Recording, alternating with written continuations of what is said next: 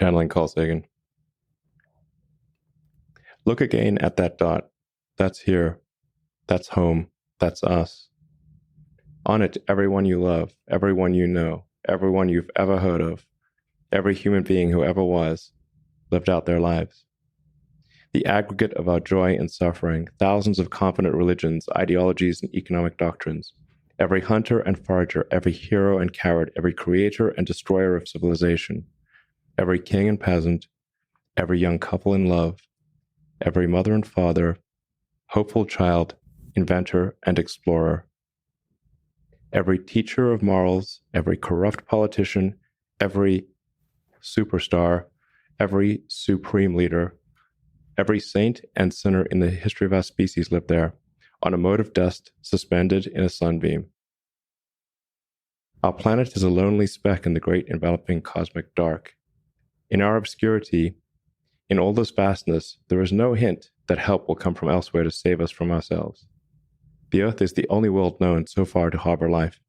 There is nowhere else, at least in the near future, to which our species could migrate. This is not true. This is false. Mars. In that clip, Elon Musk is reciting a passage written by the renowned astronomer Carl Sagan. In 1990, the Voyager 1 spacecraft turned its cameras toward the solar system for one final series of images and captured a photograph that became known as the pale blue dot. Taken 6 billion kilometers or 3.7 billion miles from Earth, it shows our planet as little more than a pale blue pixel shining in the darkness of space, and it was on that little speck of light that everything we know, not only as individuals but as a species, has ever taken place. One would think it's impossible not to look upon it and feel humbled, and question the pain and suffering and division that has driven so much of human history. But not for Elon Musk. While he quoted some of what Sagan had written, he left out some key parts of it. Our posturings, our imagined self-importance, the delusion that we have some privileged position in the universe, are challenged by this point of pale light. There is perhaps no better demonstration of the folly of human conceits than this distant image of our tiny world. To me, it underscores our responsibility to deal more kindly with one another and to preserve and cherish the pale blue dot, the only home we've ever known. Kindness, empathy, compassion, these are qualities that Sagan prized, in which he thought the humbling experience of thinking about how small a speck we are in the vastness of the universe should elicit in us. We have one planet. We have one world, and we need not only to treat it properly, but to do the same to all those who inhabit it. In Walter Isaacson's 2023 biography of Musk, one of the central themes is how little empathy he's able to draw for those around him. He claims to care about humanity, but only in the abstract. He treats actual human beings quite poorly, often lapsing into a state Isaacson calls, quote, demon mode. Here's Isaacson speaking to the Wall Street Journal. Demon mode certainly has a lack of empathy, and there are times when Musk very much has a lack of empathy. He says sometimes not having too much empathy can be beneficial. Musk's response to that deeply thoughtful passage by Sagan isn't to demonstrate compassion or think about the effects of his own actions on the world around us, especially as he's accrued an almost unimaginable degree of power and wealth. No, it's an outright rejection of what Sagan is entreating us to do, because he's not only obsessed with the idea of colonizing Mars, but can't fathom the idea that he might be wrong. In a 2014 interview with Aeon, he put it even more plainly. Quote, "Fuck Earth," he said, laughing. "Who cares about Earth?" As a species, we face massive collective challenges that require us to come together and act for the betterment of all, and we have a shockingly short period of time in which to do it. The effects of the climate crisis grow with each passing year of inaction. An unacceptably high number of people still lack the very basics they require to live, and the scourge of war is rearing its head once again. Yet we find ourselves in a position where a compassionless billionaire is not only using his immense resources to push us in the direction of his choosing, but using his access to media platforms and the halls of power to shape our collective priorities. Just a couple of years after writing about the pale blue dot, Sagan passed away at the age of 62. In his final interview in 1996, he warned about the consequences of living in a highly technological society where so few actually understood the fundamentals of those technologies. There's two kinds of dangers. One is what I just talked about, that we've arranged a society based on science and technology in which nobody understands anything about science and technology. And this combustible mixture of ignorance and power, sooner or later, is going to blow up in our faces. I mean, who is running the science and technology in a democracy if the people don't know anything about it? And the second reason that I'm worried about this is that science is more than a body of knowledge. It's a way of thinking, a way of skeptically interrogating the universe with a fine understanding of human fallibility. If we are not able to ask skeptical questions, to interrogate those who tell us that something is true, to be skeptical of those in authority, then we're up for grabs for the next charlatan, political or religious, who comes ambling along. Sagan's concern is directed at politics and religion, but he's left out the corporate world, its power to shape the direction of science and technology, and the possibility of a capitalist charlatan taking in the public for his or her personal gain. As we discussed in episode 2, the public sector ceded the future to the private sector, and the tech industry, and Elon Musk in particular, stepped in to fill that void. The industry thrives on the public having a poor historical knowledge of technology or understanding of what the industry is actually capable of. That's how they're able to constantly churn out deception after deception while still keeping the media and the public hooked. But what are the consequences of handing so much power to Elon Musk, someone who got to the top because a combination of privilege and good fortune allowed him to capitalize on a rare economic boom, then convince people it was actually because of his personal brilliance? They're immense, and we need to start reckoning with them. This is Elon Musk Unmasked, a special 4-part series from Tech Won't Save Us, assembled by me, Paris Marx. I've been hosting this show for 3.5 years and writing about Musk for many more. I've even been called the left's leading Muskologist, for all that's worth. Over the past 3 episodes, we've dug into Musk's childhood under apartheid, his science fiction influences, and his tendency to change his story to suit himself. We explored the effort he put into building his profile and how integral the media was in boosting a character he was creating to present himself as the genius innovator the public came to know him to be. In the last episode, we dug specifically into what that meant for Tesla and Musk's other transport ideas, and how his efforts have distracted us from important actions we should be taking. In this final episode of the series, it's time to explore the wider impacts of the power Musk has acquired and how he's using it to get the public to buy into harmful ideas and ideologies that serve people like himself, while making us believe they're actually addressing some of the most pressing issues we face as a species. Musk continues to expand his empire and tells his supporters he's not following his personal whims, but is acting for the betterment of humanity. We need to be able to question not just his claims, but the deeper assumptions driving them. We've discussed how Musk is driven by ideas that gripped him early in his life, that he pulled from science fiction and which he absorbed from the world around him. But just because he feels he's found the secret to humanity's future doesn't mean he's right.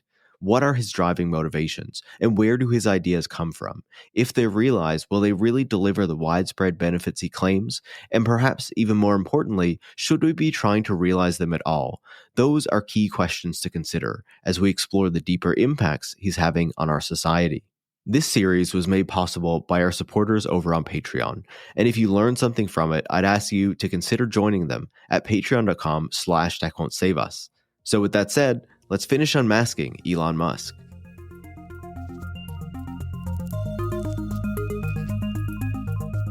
In last week's episode, we dug deep into Tesla, but before Musk even got involved in it, he started another company that's become central to the myth that's been built up around him. SpaceX, or Space Exploration Technologies Corp., was founded in 2002.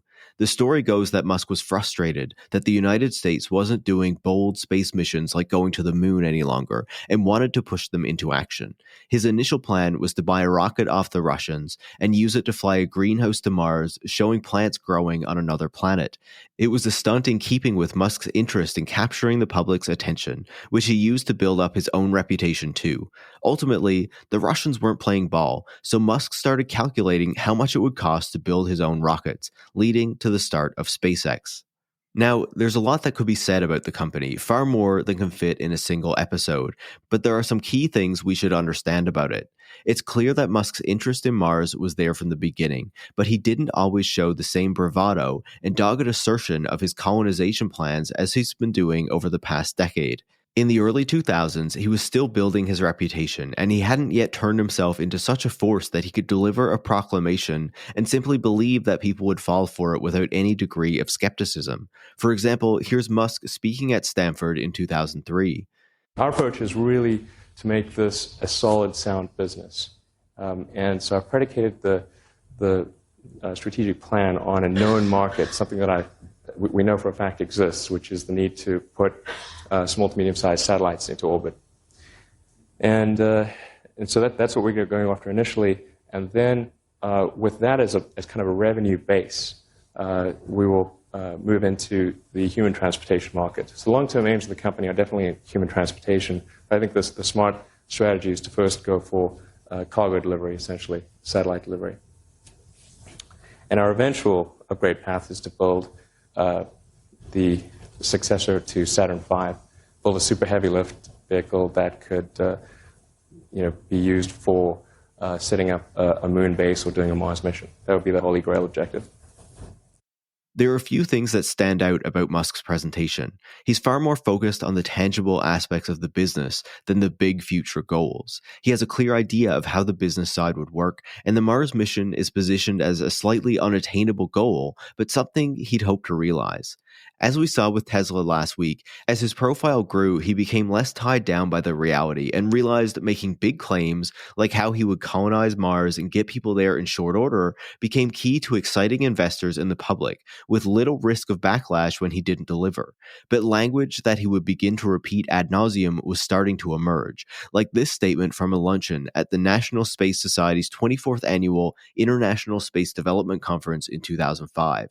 So I'm telling you things you already know, but so long as it costs us hundreds of millions of dollars to put a few people in space, or not even faraway space, just 300 or 400 miles above the surface of the Earth, we're never going to get anywhere. We're not going to become a spacefaring civilization. And I think probably, what I really think is the overriding goal, and what I suspect most people in the room think is certainly an extremely important goal, is becoming a spacefaring civilization, ultimately becoming a multiplanetary species.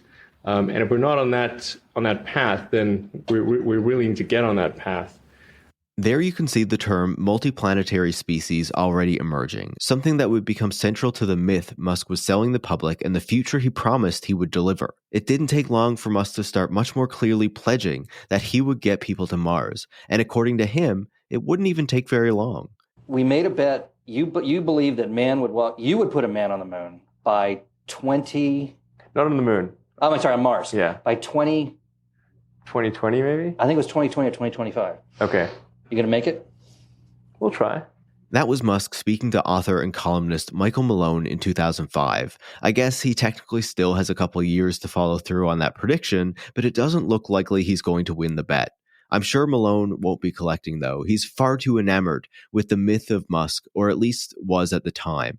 Those ambitious timelines at SpaceX, like at Tesla, weren't uncommon, though, as he continued doing in his notorious interview with Alan Murray at the Wall Street Journal in 2011. How long is it going to take? When are you going to put your first man into space? Well, I think we'll probably put our first man in space in about 3 years. And when are you going to put your first man on a planet? Man or woman? Well, we're going all the way to Mars, I think. That's what... Time frame? Best case, 10 years. Worst case, 15 to 20 years.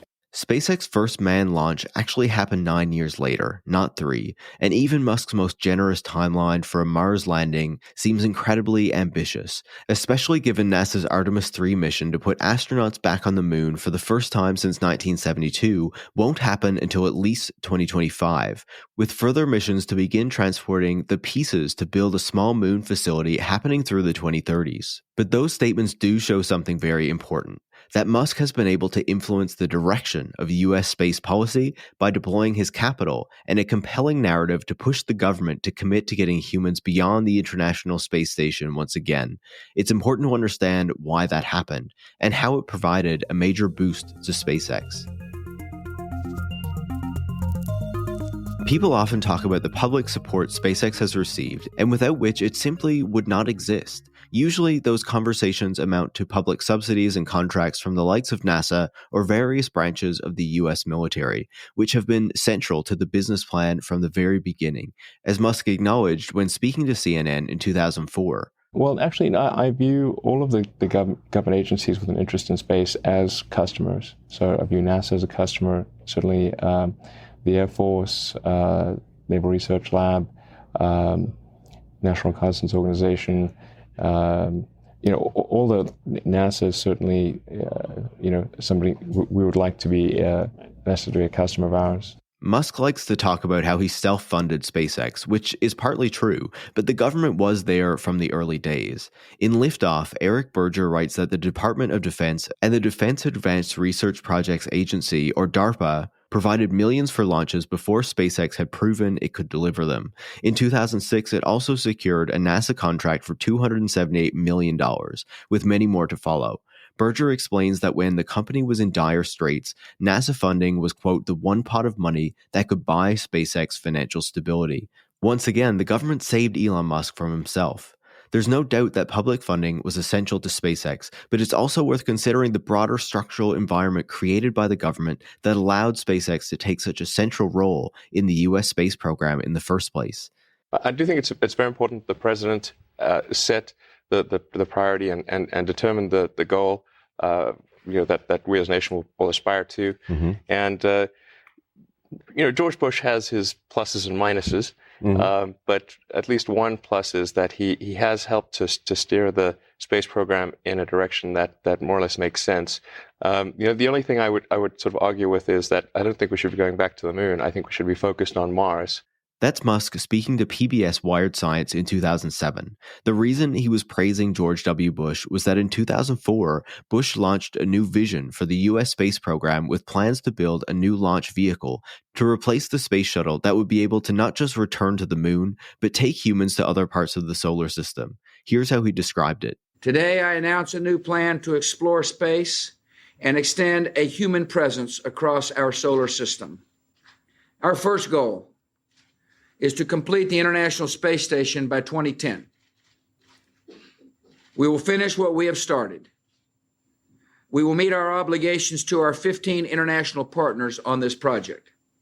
In 2010, the Space Shuttle, after nearly 30 years of duty, will be retired from service. Our second goal is to develop and test a new spacecraft, the Crew Exploration Vehicle, by 2008 and to conduct the first manned mission no later than 2014. The Crew Exploration Vehicle will be capable of ferrying astronauts and scientists to the space station after the shuttle is retired. But the main purpose of this spacecraft will be to carry astronauts beyond our orbit to other worlds. This will be the first spacecraft of its kind since the Apollo Command Module. Our third goal is to return to the moon by 2020 as the launching point for missions beyond. You can see how this would play into Musk's goals for going to Mars, though he and the Mars Society wanted a more direct focus on the Red Planet. Bush's vision also contained the goal of encouraging more commercial activity in low Earth orbit and transportation to the space station, which was great news for SpaceX. But it didn't stop there. Even more crucial were the decisions of Bush's successor, Barack Obama. The U.S. government has, since the beginning of the space program, worked with private industry to get its work done in space. So the cooperation between the private and the public sector is not new. What is new is that we have seen an increasing turning over of even the priorities of what we're up to in outer space to the private sector. A good deal of the budget, the federal budget that used to go to NASA is now going into these government contracts that then head over to corporations like SpaceX and to Blue Origin. That's Mary-Jane Rubenstein, author of Astrotopia and professor of religion and science in society at Wesleyan University. Rubenstein identifies two key moments in the new wave of space privatization we've seen over the past decade or so. The first is in 2010, when the Obama administration canceled Constellation, the program to create a successor to the space shuttle, and announced explicit plans to place more emphasis on the private sector. And in order to reach the space station, we will work with a growing array of private companies competing to make getting to space easier and more affordable.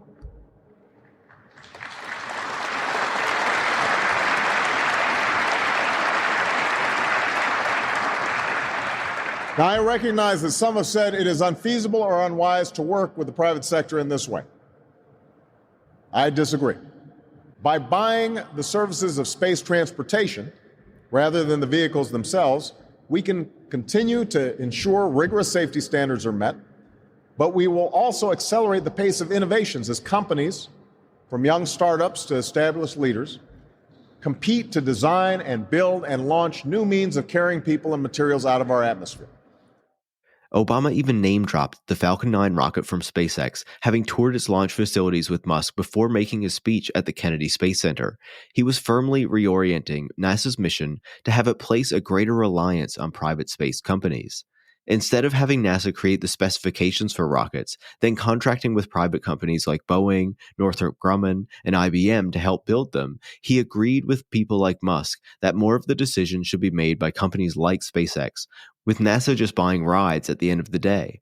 But that's only the first step Rubenstein identified. The second, probably less acknowledged in some of these conversations, maybe even more important. How do you make money in outer space? Outer space is really super expensive, so hard to get there. Like you can't have like a bake sale on Mars. And the big watershed moment here was in 2015 with the signing of what's called the Commercial Space Launch Competitiveness Act, which states just unilaterally, the U.S. just declares that anybody who, the word is recovers, a resource in outer space is entitled to own that resource, sell that resource, buy that resource, and transport that resource.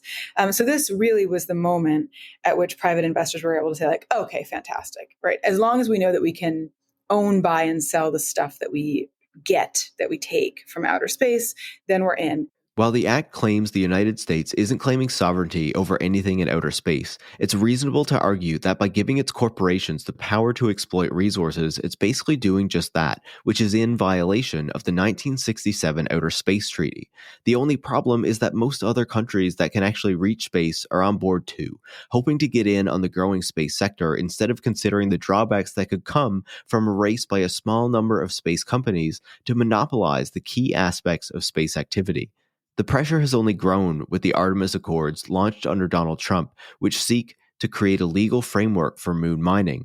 He also established the Space Force to further defend U.S. interests in orbit as the prospect of commercialization grows. So there has been this renewed drive to privatize and commercialize space activities for the past 20 years, driven by the goal of getting humans back onto celestial bodies like the moon and Mars, driven in large part by the conviction of Elon Musk and other rich people backing groups like the Mars Society. That's resulted in a major shift to NASA operations and billions of dollars flooding into private space companies, with SpaceX being a major beneficiary. According to U.S. government records, more than $15 billion in public money has flooded into SpaceX since 2003, fueling its growth and its increasingly dominant position not just in the US, but the global space industry as it controls rocket launch infrastructure and a growing share of global communications satellites. But do the claims that justify its position and the underlying vision Musk promotes actually make sense?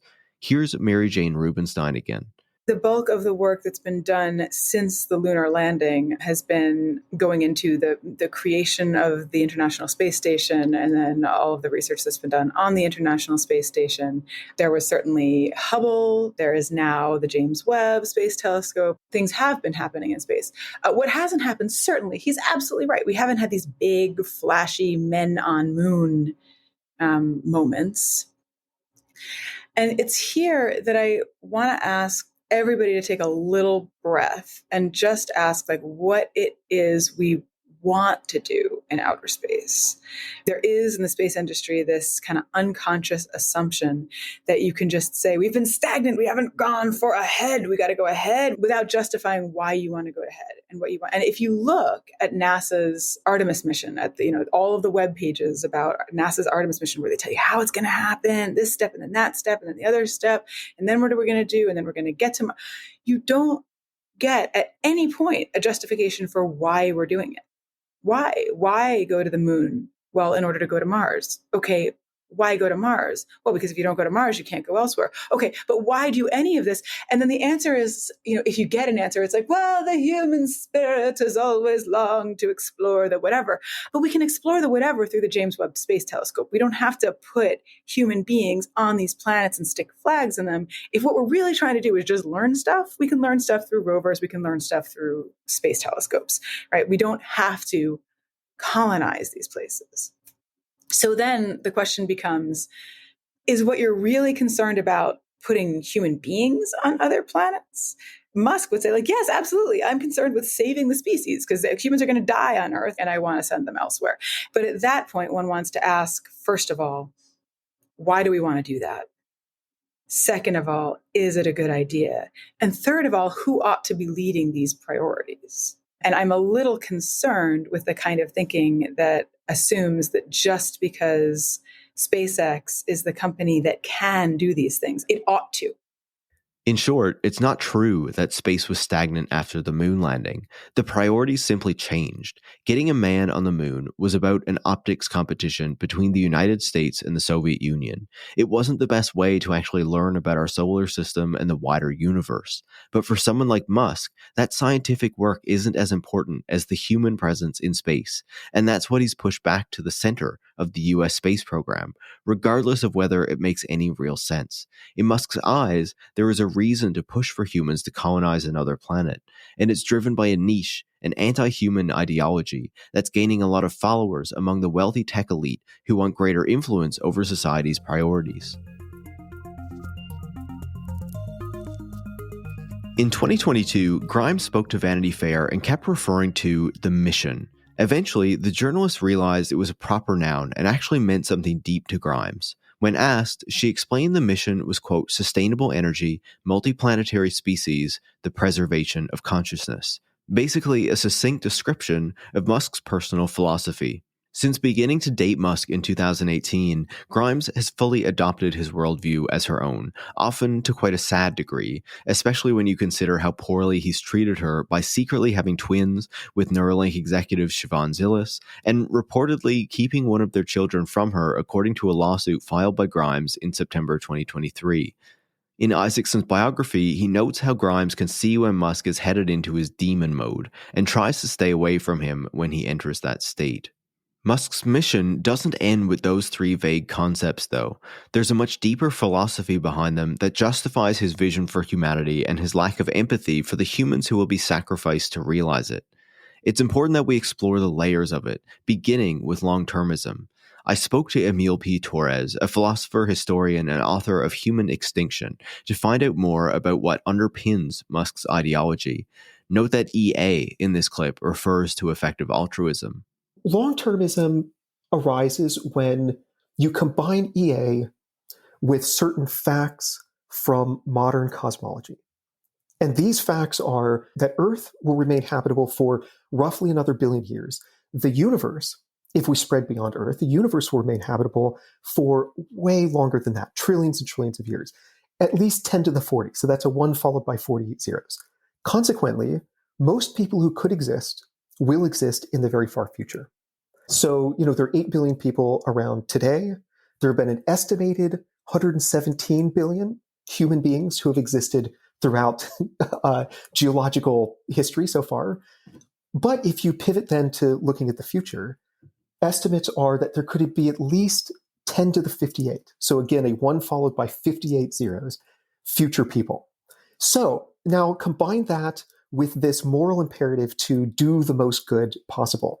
Think, okay, well, if I want to positively impact the greatest number of people, and if there are 8 billion people around today, 1.3 in multi-dimensional poverty, but if they're 10 to the 58 in the very far future, even if there's a small probability that I'll affect positively a small percentage of those future people, that number is still way greater than a high probability of helping 1.3 billion people today.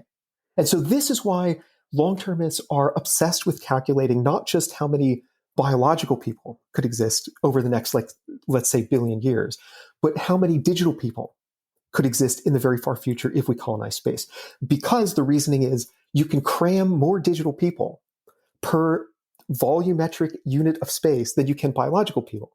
And so, the more people there are in the future, the better the universe becomes, and the greater our obligation to focus entirely or mostly on those far future people, ensuring that their lives are good and that they exist in the first place. That's what long-termism is. So let's take a pause here, because that might be a lot to digest if you've never come across long-termism before. The basic idea is that all human life, current and future, is of equal value. And since so many people could exist in the future, especially if we become a multiplanetary species, then there's much more value to be had by acting in the interest of those theoretical future people than acting to improve the lot of people living today.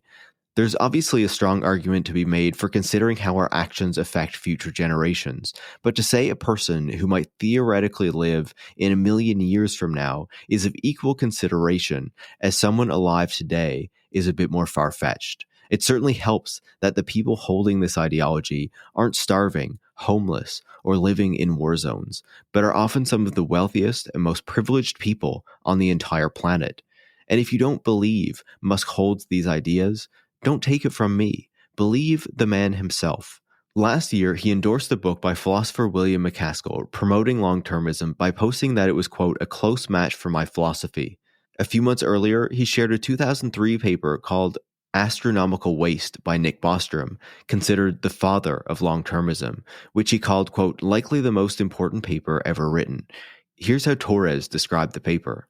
Bostrom makes the case that there could be enormous numbers of future people, especially if we colonize space and create literally planet-sized computers on which to run virtual reality worlds that contain just enormous numbers of digital people living apparently happy lives. And so then Bostrom concludes that a top priority for us should be to colonize space as soon as possible. But there's something bigger to consider in Bostrom's work and how it inspires people like Elon Musk. Science fiction author Annalee Newitz told me Bostrom's tales actually resemble stories of the type that captivated Musk in his youth and built on the techno-determinist ideas he already held. I think that Nick Bostrom is credited as being a philosopher, but that in fact he is just a very bad science fiction writer. He tells this very brief story in Superintelligence about how a misaligned AI gets out of control. It's been told to manufacture paper clips as efficiently as possible, and it turns everything on Earth into paper clips. And this scenario gets brought up all the time. I don't even know that half the people bringing it up know where it comes from. In that regard, Bostrom has contributed this other myth, I would say, that influences Elon Musk, where we have to assume that AI will become some kind of apocalyptic malevolent force that destroys civilization. It's sort of like planning for this incredible outlier event that's extremely unlikely and kind of fantastical, and making all of our development and thinking around this incredibly broad technology focus on this one possible outcome. What if it made us into paper clips? It's foolish. I think what's appealing about the paperclip scenario to people like Musk is that, again, it allows him and other leaders to set themselves up as the saviors of humanity, right? We're going to be the ones in charge of technological development. We will prevent you from becoming paperclips. We won't necessarily prevent you from becoming enslaved minds inside of a giant virtual hell, because that's productive. I found this to be a pretty compelling point, especially considering Musk's predilection to buy into science fiction stories and place them at the center of his worldview. Remember in the first episode of the series when he talked about Hitchhiker's Guide to the Galaxy and Foundation as key motivations for his actions and the pursuits of his companies. Musk is not affected by poverty, hunger, or homelessness, and an ideology like long-termism allows him to tell himself that hoarding wealth and pursuing space colonization as a primary goal of humanity doesn't ignore the plight of billions, but is actually a moral pursuit to protect the human race and all those humans who could exist in the far future. It also melds with some transhumanist ideas he holds quite dear. For years, Musk has been musing about the possibility that we live in a simulation, and he often talks about his own brain as though it's a computer. You can see this very clearly in Isaacson's biography, where he quotes Musk time and again talking about things like his, quote, default settings and having to zone out so he can engage in, quote, batch processing of information.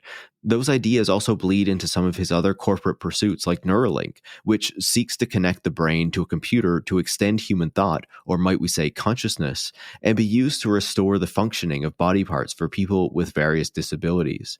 This is a very clear transhumanist desire to begin to merge man and machine. His new AI company, xAI, is also part of that mission as he seeks to improve the capacity of computers to get them closer to human-level intelligence, which he thinks it's possible for a computer to replicate, arguably an ideological statement of its own. But that also leads to some very concerning ideas about population, which he's becoming much more open about voicing. I think a lot of people think that there's too many people on the planet, but I think there's, in fact, too few, and that the possibly the single greatest risk to human civilization is the rapidly diminishing birth rate. And the facts are out there for anyone to look at. Man, so many of friends I know have like 0 or 1 kid. Yeah. That's why I'm always banging the baby drum. Because I'm like, man, civilization's gonna, collapse. And no big deal. Yeah. I'm like, where do you think people come from? Like some magical fucking people factory? The more religious, the less educated, and the poorer, the higher the birth rate. Yeah. So like if there's low religious, low on the religion, high on education, and high on income, that has the lowest birth rate by far. Yeah. Well, it's just in the past, we could rely upon, simple limbic system rewards in order to procreate. But once you have birth control and abortions and whatnot, now you can still satisfy the limbic instinct, but not procreate. So we haven't yet evolved to deal with that because this is all fairly recent, the last 50 years or so. For birth control. Forgive the series of Musk ramblings, but those are excerpts from 3 interviews he's given in recent years with Kara Swisher, the Tesla Owners Club in Silicon Valley, and former Fox News host Tucker Carlson. They provide a good overview of Musk's ideas on population and the increasingly wild places they're leading him politically. Musk firmly believes that lower birth rates and population decline are some of the biggest threats facing the human species, even as experts remind people that birth rates have only been declining in some parts of the world, and the global population is poised to increase from 8 billion people to over 11 billion in the coming decades. So, if his concern doesn't actually fit the global picture, what is he really worried about? Over time, he's slowly become more open about it. In the 2015 biography written by Ashley Vance, Musk is quoted as saying, quote, "If each successive generation of smart people has fewer kids, that's probably bad," bringing up some of the associations in the clip you heard earlier about lower birth rates being correlated with wealth and some other factors. Musk's talk of, quote, smart people needing to have more kids is not a benign statement, though. It holds a lot of baggage. In assuming that smart people have smart children, Musk is assuming that intelligence is passed through generations instead of being something that's developed based on someone's social conditions and access to education and other opportunities. He also seems to quite firmly believe that intelligence is linked to wealth, conveniently meaning he would be one of the smartest people in the world and thus justifying his position at the top of the hierarchy. But Musk's talk of, quote, smart people and their procreation habits is also linked to the concept of IQ, which can seem like an uncontroversial topic, but has a fraught history that is itself linked to Silicon Valley. It can be easy to forget today that eugenics was at the center of Stanford University from its founding and has reared its head at various moments throughout history.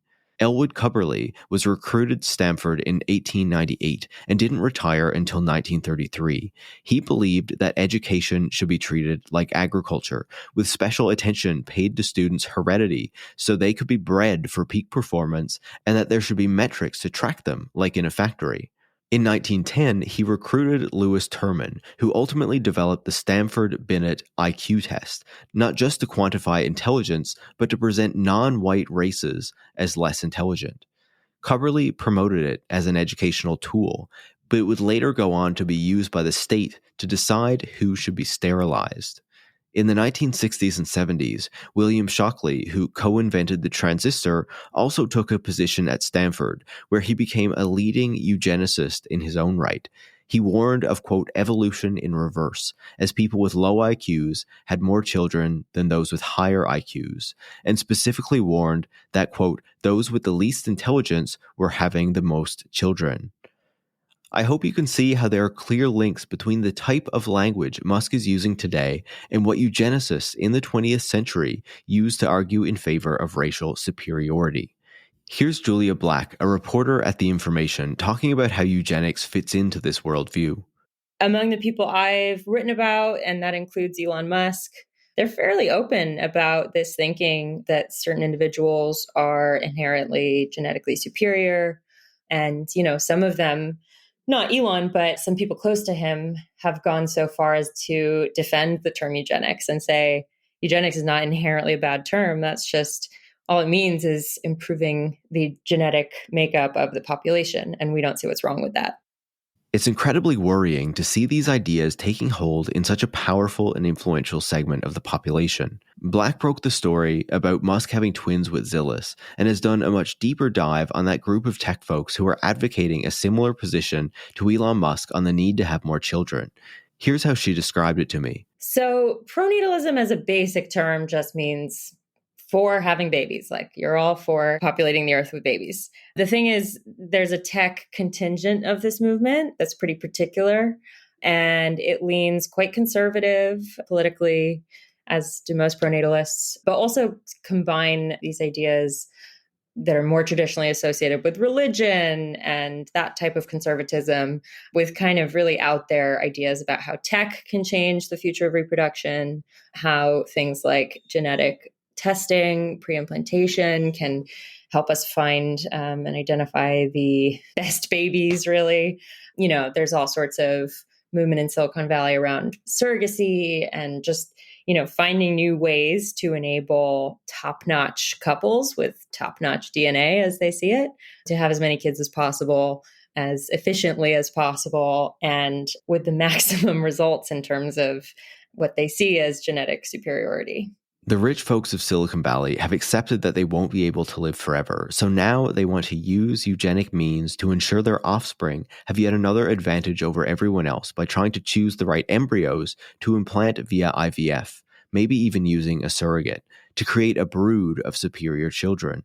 At this point, I want to ask you to think back to what we were talking about with long-termism and the very clear transhumanist approaches contained within it, from using technology to enhance the human species to eventually merging with computers.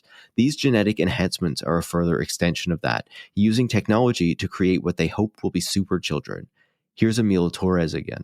Transhumanism was developed by eugenicists. Basically, its goal is eugenics on steroids, because eugenics is about perfecting the human stock. So creating sort of the best version of humanity possible. Transhumanism is about transcending humanity itself. So the reasoning is like, why stop there? Why stop at just perfecting humanity? What if there's like an even more perfect species that we can become? Musk's embrace of these ideas around population are not new. Black spoke to a source who told her that back in the early 2000s, Musk was already talking about the fact that Genghis Khan's DNA was reportedly common within the human species because he'd fathered so many children on his military campaigns. Musk currently has 11 children, though he's not always known to be a very present father, and one of his children, his trans daughter Jenna, disowned him last year. Musk later called her a communist who thinks, quote, anyone rich is evil, and blamed neo-Marxist colleges for turning his child against him, instead of considering if maybe he'd done something to make her dislike him. The interview with Tucker Carlson also suggests these ideas about population are meshed with a political conservatism that Musk is becoming more comfortable voicing publicly. After Musk moved to Texas in 2021, Governor Greg Abbott passed incredibly restrictive abortion legislation. Musk refused to comment on it, but Abbott said, quote, Elon consistently tells me he likes the social policies in the state of Texas. Earlier this year, he also praised Hungary's national conservative government's approach to family policy, which has been celebrated by the extreme right. However, despite claiming to care about families, Musk never seems to advocate for policies like parental leave, free healthcare and daycare, and other means of supporting most families who don't have the kind of wealth he has. He just tells smart people to have more children. In fact, after taking over Twitter, Musk actually cut fertility benefits for employees. His takeover of Twitter also corresponded with a much more open embrace of right-wing politics and conspiracy theories. Remember in the first episode, we discussed Musk's upbringing in South Africa, how it influenced him, and the difficult relationship he had with his father. In Isaacson's biography, he reveals that as Musk was embracing conspiracy theories, so was his father. In an email written on Father's Day in 2022, Errol went on what Isaacson called, quote, a rambling screed, criticizing Joe Biden, praising Vladimir Putin, claiming Donald Trump won the election, and claiming South African leaders were engaging in anti-white racism. Quote, with no whites here, the blacks will go back to the trees, wrote Elon's father. It wouldn't be long until Musk was sharing conspiracy theories about Paul Pelosi, George Soros, and an increasingly common one on the far right, white genocide, with specific reference to South Africa. There was an extreme sort of a left-wing politician, Julius Malema, who leads the Economic Freedom Fighters. It's a young, very sort of left-wing, pro-socialism type party. And they sang a song that was a historic song from the apartheid-era struggle, in which one of the lines is kill the Boer, kill the farmer. And the Boer refers to basically white South Africans, or essentially white South Africans of Dutch descent, essentially. So it has that line in the song, and that song's been sung for many years, and there's been lots of controversy here in South Africa about it. And Elon Musk tweeted that they're advocating for the genocide of white people in South Africa. Then he went on to put more tweets where he said white people are being killed on farms every day in South Africa. Those are just patently untrue statements. So he is then using this platform to project, again, this misinformation, this sort of thing that can really be dangerous to people, right? Then you have white nationalists in the right wing in the US and in England and all over the globe then picking up on his tweets and amplifying this misinformation that he's putting out there. That's John Eligon, the Johannesburg bureau chief of the New York Times, who you might remember from episode 1 of the series. Embracing the white genocide conspiracy theory is probably the most telling move he's made yet, and puts all of his eugenic-inspired comments about population into context. The global population is not falling, as Musk would have us believe, because he's not actually concerned about the overall population. He's more concerned about rich people having more kids, and I think it's fair to say he's more concerned about white people having more kids too. The apartheid ideals die hard, and he's also brought them, along with his lack of empathy, to the workplace. I've seen Black associates be told certain things if they're not working hard enough, like this plantation isn't going to run itself. I've heard stuff like that, which is beyond me, that I can even stand there and listen to that, because there's not much you can do. One of the questions I like to ask myself is, why do they hate us so much? Why do they hate Black people so much to the point where they're willing to literally go to court and cover it up? I cannot provide an answer on that. That was an anonymous Tesla worker speaking to More Perfect Union in 2021 about the racism they experienced working at Tesla's Fremont, California factory. Black workers at Tesla have described a culture of harassment at the facility, where they're subject to slurs from coworkers, denied promotions, and given menial tasks that don't reflect their skill level. Tesla has already been ordered to pay millions of dollars to a Black worker who sued the company over workplace discrimination. And in September 2023, the U.S. Equal Employment Opportunity Commission sued Tesla for the same reason. In 2017, when the level of abuse reached a level where Musk was forced to respond, he didn't take action against the workers in question, but sent an email telling employees it was important to be, quote, thick-skinned, and that, quote, if you are part of a less represented group, you don't get a free pass on being a jerk yourself. For years, Musk has been praised as the visionary delivering electric vehicles and rockets to the world, but the reality is that there are thousands of employees below him who actually do the work of making Musk's corporate dreams a reality. And the honest truth is that he doesn't treat them particularly well. The world seemed to take notice of that when Musk took over Twitter and proceeded to do mass firings in the weeks that followed, even going after ex-employees on the platform and weeding out those who dared criticize him in internal chats. But as we've discussed through the course of this series, Musk has been a terrible boss since the days of Zip2. It's never changed, but for a long time the media was happy to look the other way and indulge his genius myth instead. Oh, one night in South Texas at the launch pad of SpaceX. It's a Friday night at 10 p.m. And everything's going smoothly. There's no launches being scheduled. And he looks, and there's only 2 people working at the launch pad. And all of a sudden, I see demon mode coming in, almost like storm clouds from the Gulf of Mexico. And I'm thinking, well, it's Friday night at 10 p.m., and yet he just reams out this guy named Andy, who was in charge of the launch pad site. And he orders a surge. He orders 100 people to come in from different parts of SpaceX, from Florida, California, so they can all work for 24 hours a day getting this thing done, even though there was no need to. That's Walter Isaacson, Musk's biographer, telling the Wall Street Journal how quickly Musk can turn on employees who are just doing their best to fulfill his mission, but nothing is ever good enough for him. This is a recurring theme in Isaacson's book. Whenever Musk gets in a certain mood, he orders what Isaacson calls a surge, where he forces employees to work incredibly long hours under intense pressure to finish a job, often for no reason other than to give Musk the satisfaction of seeing people toiling under his command. And what do they get for it all? Musk relies on his employees buying into his broader mission, so they'll accept the conditions he forces on them. Reports suggest his employees earn less than the industry standard, and injuries at Tesla have been found to be well above the industry average. Musk is also another tech union buster, having vehemently opposed efforts to unionize Tesla facilities. But when I was at NUMMI, doing the same job I was doing there, technically, a auto worker building a car on the line, we were making a lot more money, between $30 and $35 an hour, and at Tesla we're getting $20 an hour on second shift. That's with the premium. The hours we had to work were just 12 hours every day, no questions asked. 12 hours, 6 days a week. I've seen guys that were so afraid of missing that they were throwing up in buckets because they were sick, but they didn't want to lose their job. With Tesla, you weren't sure if you were going to be there next week, next month. But when the turnover so fast, you couldn't plan in nothing. They're using them up and spitting them out. That's Richard Ortiz, an auto worker who was fired for trying to form a union at Tesla, speaking to More Perfect Union. The National Labor Relations Board ruled in 2021 that Tesla had to rehire Ortiz and pay him back pay because he was illegally fired. In 2023, a court upheld that decision. Musk's companies have been accused of racism, sexism, and ageism, and a lot of that goes back to the culture lacking in empathy and respect that Musk cultivated, where the expectation is that you must always be prepared to work long hours and put up with whatever shit he throws at you because you're supposedly changing the world. Here's how insider columnist Linette Lopez put it when I asked her about Musk's workplaces. I did not hear very much from minorities.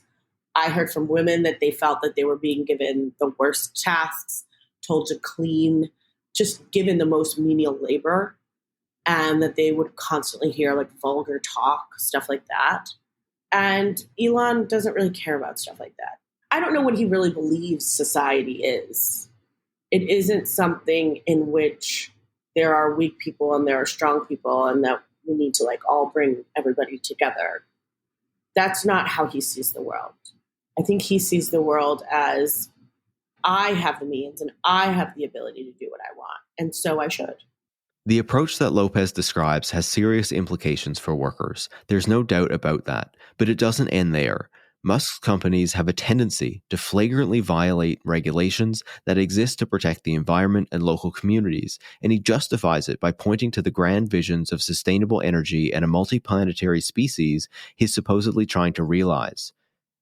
To achieve his goals, other people must suffer, and if they try to push back, Musk will whine about the burdensome red tape he's subjected to. I spoke to Eric Roesch, an expert in environmental compliance and risk assessment, to learn more. He started by talking about the site in Boca Chica, Texas, where the Starship launch happened earlier this year, blowing up the launch pad and sending large chunks of concrete flying into a protected wildlife area.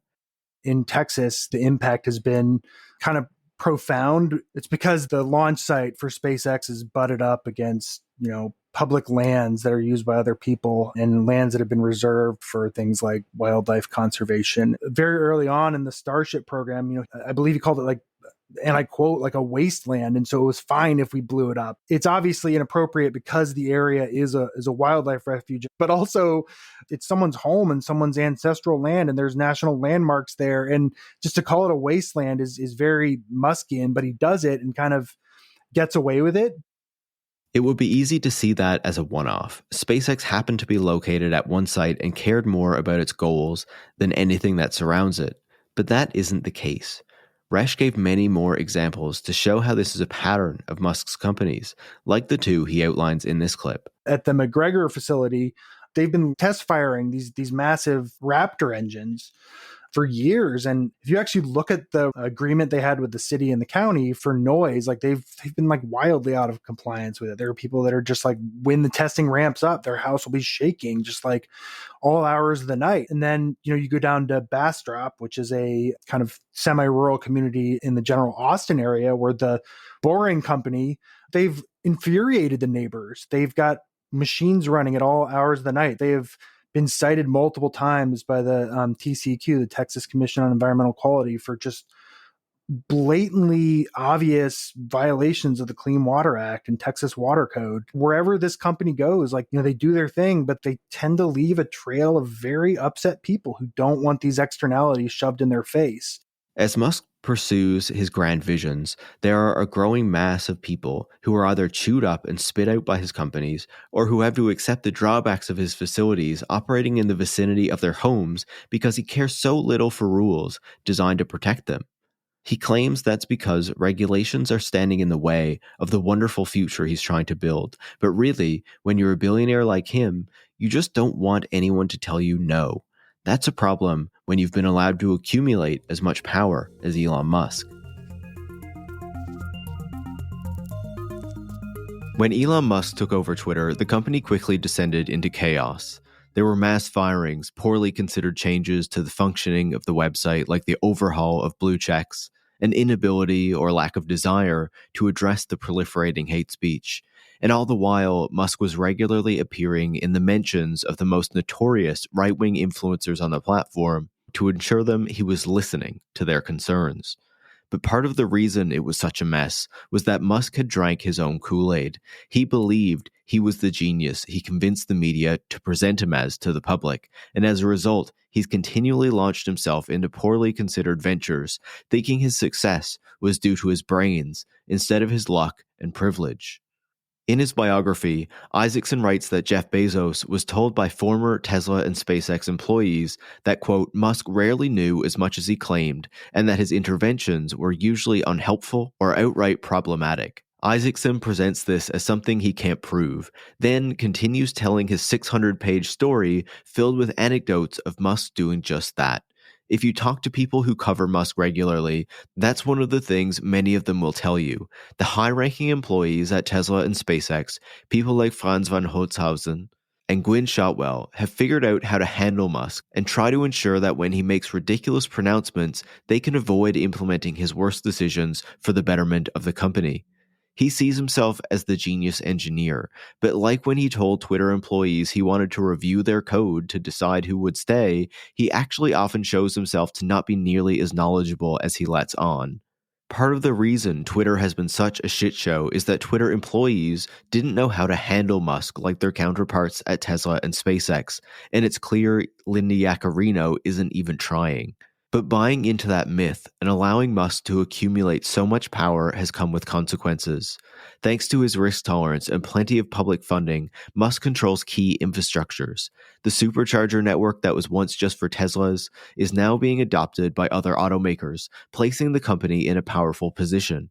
Unlike gas stations, which are assembled into a few major chains that are separate from the automakers, the superchargers are fully owned and controlled by Tesla.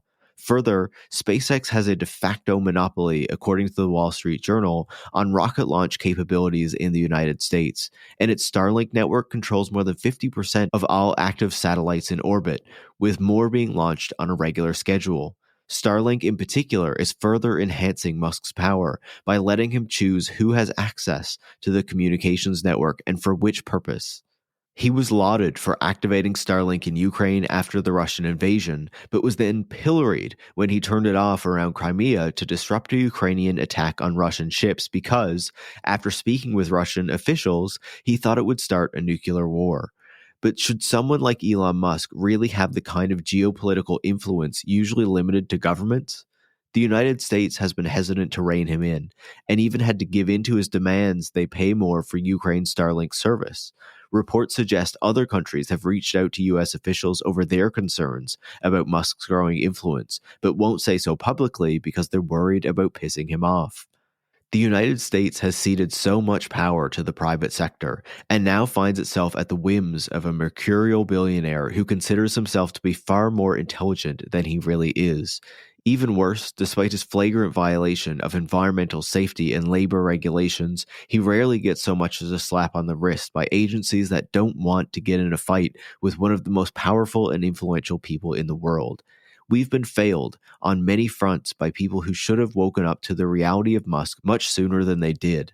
Media who were happy to boost him in exchange for access. Politicians who heaped subsidies and praise on his companies to try to win his next project. And regulators who feared disrupting his rule-breaking startups.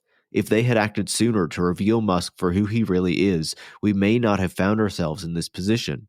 The past year has served as a mask-off moment, where Musk became much more open about his right-wing politics and uncaring nature. Many who spent years praising him acted as though he'd changed, but that's only partly true. As we've discussed through the course of this series, those tendencies were always there. But the more power he accrued, the more untouchable he felt, and the more he became convinced that he shouldn't have to pay much tax and that no one should stand in the way of his goals. As this episode and this series wind down to a close, I want to leave you with this thought from Mary-Jane Rubenstein. Space only helps Earth if you do it mindfully. Space only helps Earth if the people who are setting the priorities of the space industry actually want to help Earth. This dude doesn't. He doesn't care about Earth. He's said it 1,000,000 times. He has no interest in it. For the past 2 decades, Elon Musk has been able to shape our conception of what our collective future should look like, but those visions were part of a deceptive effort to get us to buy into the myth of Musk's genius and his future plans that promise widespread benefits, but were really only about further boosting himself. Just because Musk is one of the richest men in the world doesn't guarantee he can't be brought back down to earth. His empire is on shakier ground than it's been in years, with Tesla struggling in the face of competition, SpaceX facing regulatory scrutiny over the Starship launch, and Twitter turning into the mess that is X. Musk's companies are highly dependent on his personal myth, and if it's effectively punctured, they may struggle to recover. We can do far better than Elon Musk and strive for a world that actually addresses the fundamental crises facing us, instead of pretending technology and the billionaires that control it will save us. But the first step is seeing through the mask of the charlatan, and hopefully this series has helped you do just that.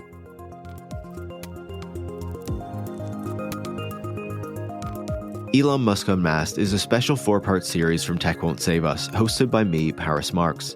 Tech Won't Save Us is produced by Eric Wickham, and our transcripts are from Bridget Polly Fry. This series was made possible through support from our listeners at patreon.com/techwon'tsaveus.